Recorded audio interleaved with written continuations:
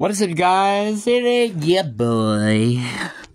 Brandon Dick was here. Welcome to another video. In today's video, we're going to be talking about the Tampa Bay Buccaneers. Before we begin today's video, please make sure you like and subscribe. And anyways, enough said, let's get into the video. You guys are happy? Made it fast, you know, because I think this video is going to go pretty fast.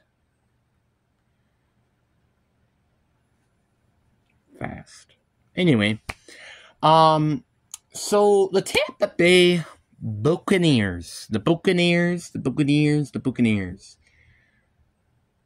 are,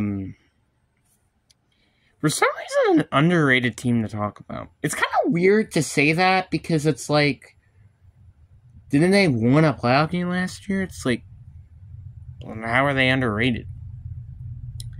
Well, it's kind of because, well, they didn't really do a lot in the offseason. I mean, like, you can really say that this team is like the Giants, but it's kind of hard for me personally to think that they're going to have another Giants-like season. If this team is kind of as talented as it is. The Giants, it's like, okay, well, it makes sense, you know, because really, this is what their team is.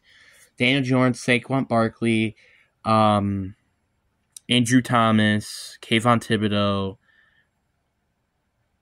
Xavier McKinney. That's about it. But this is the Buccaneers team. Baker Mayfield, Rashard White, Mike Evans, Chris Godwin, heck, even Trey Palmer, Kate Otten is a pretty underrated tight end, Tristan Wirfs, Villa, Levante David, and Jameer Dean, and also Anton Winfield. You kind of get the point. This team, still, in my opinion, is the best team in the NFC South, and I don't think that's even a question. Because everybody's going to think, oh, Kirk Cousins is now on the Falcons. This team is surely better than the Bucs. Let's just compare them side by side. I think, in my opinion, Baker Mayfield is already in a better situation than the Falcons, and so therefore I think he's better. I do admit the Falcons have a better running back core, so there you go, we got 1-1. Bucs have a better receiving core. Falcons have a better tight end core. Falcons have a better O-line. The Bucs have a better defensive line. Linebackers. They end up having better corners, but they have better safeties. They beat them. Boom.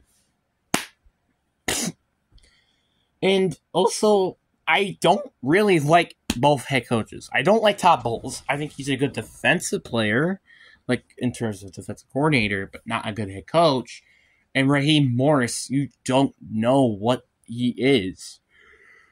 So, yeah. Again, this is a pretty easy division, so that kind of takes away with a lot of the stuff here. But I think this team is kind of underrated. Like, Baker Mayfield, I think, is pretty good. You know, now he got the experience and etc. Rashard White is a pretty solid running back, in my opinion. The receiving core and tight end are honestly pretty underrated. You got Mike Evans, obviously, who's a consistent 1,000-yard receiver. Chris Godwin, when healthy, is a very good receiver, another 1,000-yard receiver. Trey Palmer, maybe have a breakout season, you never know. And Kate Otten was kind of solid as a tight end. Then you got Tristan Wirfs, who's one of the best tackles in the league. Villa, one of the probably now better defensive tackles since Aaron Donald retired. Levante David is 35, but he could still play linebacker. Jermaine Dean is a very good corner. And Anton Winfield is one of the best safeties in the league. So I just like, it's hard for people to tell me that this is the worst team in the league. Let's compare all the teams in the NFC, right? Except them. I think the Niners are the only team that can really beat them in the West. Packers and the Lions can beat you. And then the Eagles and maybe even the Cowboys could beat you. So essentially, they are the 6th best team in the NFC. Then let's compare them to the AFC. Things I just like to do is compare NFC, AFC, you know, like teams you never know. So, the West, I think only really the Chiefs can beat you there. Maybe the Chargers, because they actually have a better head coach.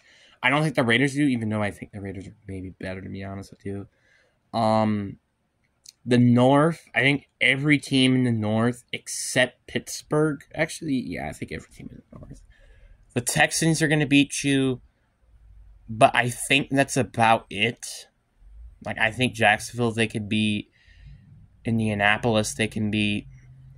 And in the East, I think only the Dolphins and the Jets can beat them. So essentially, they are I'm trying to think. They're the 10th best team, which is AKA the 7th worst team in the AFC, which is not bad. So you kind of can understand the point here. And obviously, if you're comparing all the teams in the South, this is what I think is going to happen.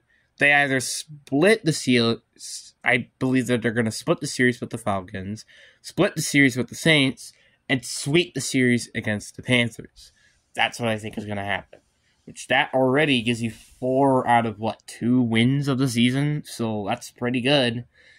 And obviously, then you have the rest of their schedule. So you kind of can understand the purpose here that I could really see this team have a better season this year than a lot of other NFC South teams. And obviously, with the Saints upcoming, I'm going to really explain why that team is pretty lackluster. And let's just revise, I guess, the rest of the teams, except the Saints, because I want to talk about their team, later on. The Panthers, their biggest issue is the offensive line, I would say. Ken McQuanu is fine, and Robert Hunt and Damian Lewis are upgrades, but they aren't as good as they are in terms of how much they're getting paid.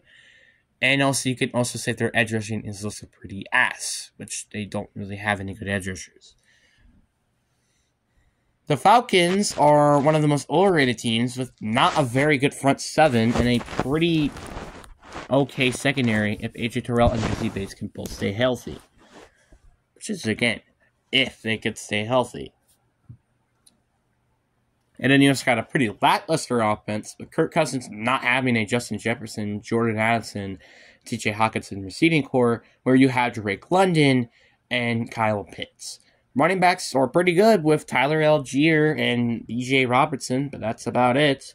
And their O-line is, solid. So you kind of can get the point. I think everything that the Buccaneers have are miles better than the Falcons and the Panthers, in my opinion. Let's just compare, again, the Panthers to the Bucs. So quarterback. Obviously, I think the Bucs quarterback situation is better. The running back situation, Buccaneers are better. Wide receiver core is better. The tight end is better. I think the O-line for the Panthers, though, is better. D-line for the Bucs, which that means they already beaten them, so no matter what would happen. But I could still go on and on about how their linebacking core is still better and their secondary is still better. Corner and safety. Yeah. This is a pretty good team, and I would not be surprised this team makes it to the playoffs. And heck, if this team ends up going to the 4th seed and they go against, I don't know, let's say Dallas here, for example, I think they could potentially beat them. You never know.